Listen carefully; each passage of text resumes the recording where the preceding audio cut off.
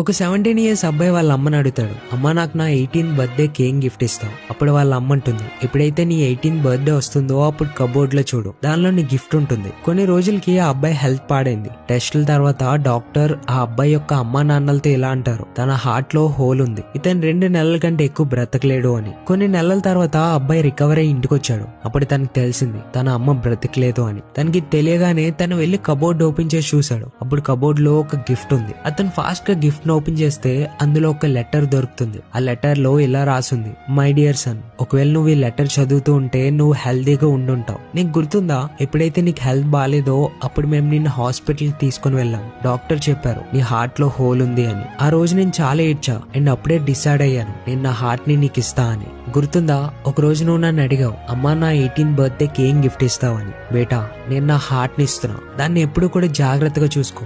Friends, ఒక అమ్మ ఎందుకే చనిపోయింది? ఎందుకంటే తన కొడుకుని బ్రతికించగలదు అని. వరల్డ్ లో అమ్మ కంటే పెద్ద మనసు ఎవరిది ఉండదు అండ్ అమ్మ లాంటి మనసు ఎవరిది కాదు. మీ మదర్ కోసం ఒక హార్ట్ ఖచ్చితంగా సెండ్ చేయండి. తను ఎప్పటికీ బాధ పెట్టకండి. అండ్ గుర్తుపెట్టుకోండి, ఎప్పుడైతే మన పేరెంట్స్ ని హ్యాపీగా చూసుకుంటామో అప్పుడు మన లైఫ్ చాలా పాజిటివ్ గా మారుతుంది.